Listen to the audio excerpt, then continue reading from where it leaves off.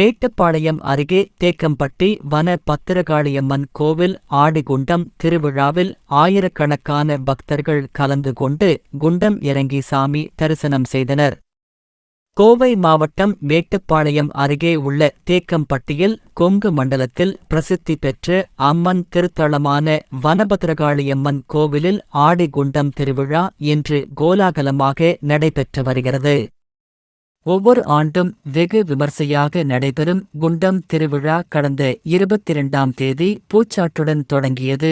அதனைத் தொடர்ந்து அம்மனுக்கு பல்வேறு சிறப்பு பூஜைகள் நடத்தப்பட்டு வந்தன. விழாவின் முக்கிய நிகழ்வான குண்டம் திருவிழா இன்று கோலாகலமாக நடைபெற்றது. முன்னதாக அதிகாலை பவானி ஆற்றில் இருந்து அம்மன் கரகங்கள் அழைத்து வரப்பட்டு குண்டத்திற்கு சிறப்பு பூஜைகள் நடைபெறுகின்றன.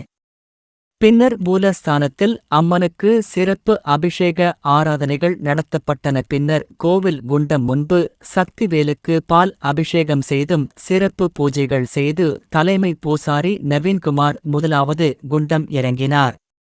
அதனைத் தொடர்ந்து பக்தர்கள் ஒருவர் பின் ஒருவராக குண்டம் இறங்கி அம்மனை வழிபட்டனர். மேலும் பாதுகாப்பு பணிக்காக கோவை மாவட்ட எஸ்பி கார்த்திகேயன் தலைமையில் 500க்கும் மேற்பட்ட போலீசார் பாதுகாப்பு பணியில் ஈடுபட்டுள்ளனர்.